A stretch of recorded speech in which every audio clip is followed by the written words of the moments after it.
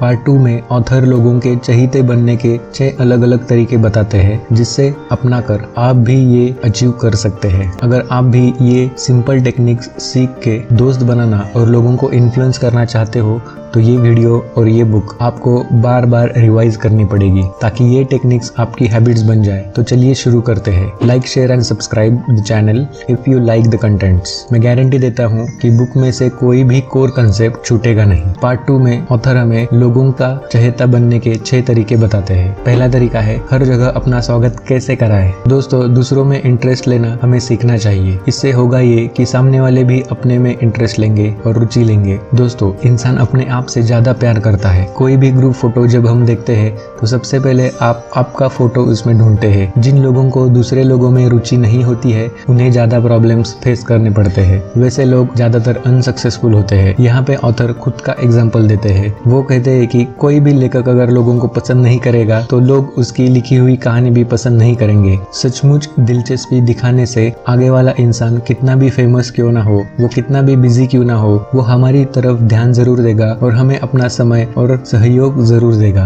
हमें भी प्रशंसा करने वाले लोग ज्यादा पसंद आते हैं। छोटा बड़ा ऊंच नीच जैसे विचार अपने दिमाग से निकाल दीजिए और सभी के साथ सेम इंटरेस्ट से बात करें। अगर हम सचमुच दोस्त बनाना चाहते हैं तो हमें उनके लिए कुछ करना होगा। ऐसा काम जिसमें समय, ऊर्जा और एक अच्छे विचार की जरूरत होगी। लोगों से उत्साह से मिला करो। अगर आप किसी कंपनी में काम करते हो तो सामने वाले कस्टमर को ऐसा महसूस कराए कि आपकी कंपनी उनका ख्याल रखती है। तो फर्स्ट प्रिंसिपल है दूसरे लोगों में सचमुच रुचि ले। पॉइंट नंबर 2, तत्काल प्रभावित करने का आसान तरीका। दोस्तों, हमारे चेहरे के भाव हमारे कपड़ों से अधिक महत्वपूर्ण होते हैं। Action speaks louder than words. हमारी एक मुस्कुराहट बोलती है कि मैं आपको पसंद करता हूँ, मुझे आपसे मिलकर खुशी हुई। यही लागू पड़ता है किसी पालतू प्राणी के बारे में और यही लागू पड़ता है छोटे बच्चों के बारे में भी। बट याद रखें कि झूठी स्माइल से बचे। बनावटी स्माइल समझ में आती है, आपको दिल से मुस्कुराना चाहिए, उसकी कीमत सबसे ज्यादा है। हमारी मुस्कुराहट हमारे बोलने में रिफ्लेक्ट होती है। साइकोलॉजिकली ये प्रूव हुआ है कि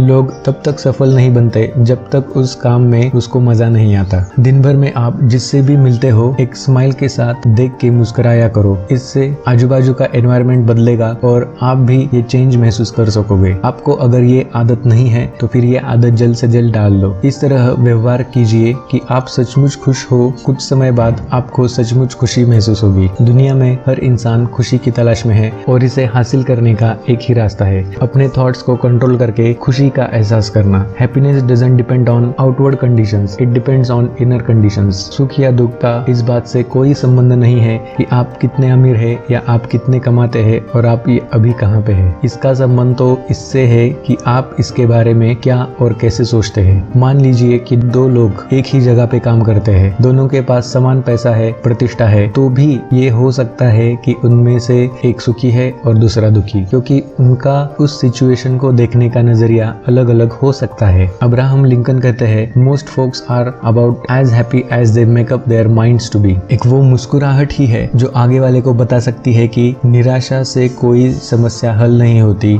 मुस्कुराहट बताती है कि दुनिया अब भी हसीन और रंगीन है। Principle number 2 is smile. Point number 3, अगर आप ये नहीं कर सकते तो आप मुश्किल में हैं। अमेरिका में जिप्सम की कंपनी में एक सेल्समैन काम करता था। उसने लोगों का नाम याद रखने की तरकीब हासिल की थी। जब भी किसी नए आदमी से उसकी मुलाकात होती थी तब वो उसको उसका नाम पूछता था, उसके परिवार के बारे में पूछता था, उसके बिजनेस और पॉलिटिक्स के बारे में उनके विचार जान लेता था और सामने वाले लोगों के चेहरे को वो दिमाग में उतार देता था। अगली बार जब भी वो उस आदमी को मिलता था तो वो उनको हाथ मिला के घर वालों के बारे में पूछता था, इंक्वायरी करता था, चाहे वो आदमी कितने भी साल बाद उससे क्यों ना मिल रहा हो। जाहिर है कि सभी लोग उसे पसंद करते थे। इसी सेल्समैन का नाम है जिम फार्ले, जिसने रूजवेल्ट को जीतने में काफी मदद की थी। जिम को ये पता था कि आम आदमी बाकी नामों के बजाय खुद के नाम में इंटरेस्ट लेता है। किसी का नाम लेने से उसे अपनापन महसूस होता है और वो इनडायरेक्टली उसे सम्मान देता है। किसी का नाम भूल जाना या गलत लिखना आगे जाके भुगताना पड़ सकता है। ज्यादातर लोग रीजन देते हैं कि उनके पास ऐसी छोटी छोटी बातों के लिए टाइम नहीं है, लेकिन वो अपने आप से झूठ बोलते हैं। सद्भावना हासिल करने का सबसे इम्पोर्टेंट और आसान तरीका है लोगों का नाम याद रखना और उनको इम्पोर्टेंट फील कराना। ये तकनीक एक जादू की तरह काम करती है। नाम ही किसी व्यक्ति की पहचान है और उसके पर्सनालिटी का सिंबल है जो उसे बाकी लोगों से अलग बनाता है। प्रिंसिपल 3,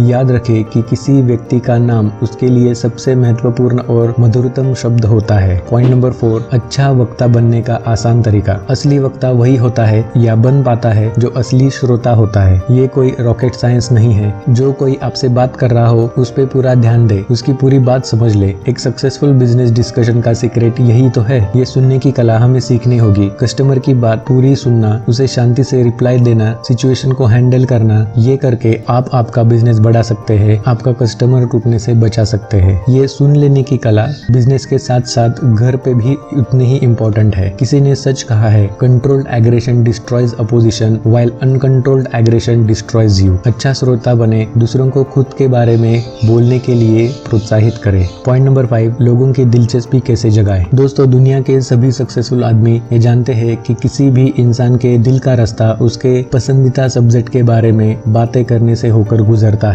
सामने वाले व्यक्ति के इंटरेस्ट को पहले पहचानिए और उसी हिसाब से बातें करें। इसका दोनों को फायदा होगा, दोनों को लाभ होगा। प्रिंसिपल 5, सामने वाले व्यक्ति की रुचि के विषय के बारे में बात करें। पॉइंट नंबर 6, किस तरह लोगों को तत्काल आकर्षित करें। दोस्तों, क्या हम इतना स्वार्थी है कि आगे वाले इंसान को थोड़ी सी खुशी या तारीफ नहीं दे सकते? दूसरों के साथ वैसा ही व्यवहार करें जो आप चाहते हैं कि वो आपके साथ करे। हर इंसान को सराहना पसंद होती है। अनगिनत दोस्त होने का और हमेशा खुश रहने का एक ही नियम है। अगर हम उस नियम का पालन करेंगे तो हम कभी मुश्किल में नहीं फंसेंगे। इसलिए हमेशा दूसरों के इम्पोर्टेंस की फीलिंग की कदर करें। मुझे आपको परेशान करने में कष्ट हो रहा है, क्या आप कृपया ये करेंगे? आपको कष्ट तो नहीं होगा। धन्यवाद जैसे छोटे छोटे वाक्य रोजमर्रा के जीवन में कुरकुरी मशीन में तेल की तरह जाकर इसे एक बार फिर से चिकना बना देंगे। जाहिर है इन छोटे छोटे वाक्यों से ये पता चलता है कि आप कितने सुसंस्कृत है। दोस्तों, हमारे ऐसे करने से कई लोगों की जिंदगी बदल जाएगी। हर एक आदमी से हम कुछ ना कुछ सीख सकते हैं। प्रिंसिपल नंबर 6, याद रखें, सामने वाले व्यक्ति को महत्वपूर्ण अनुभव ईमानदारी से कराएं।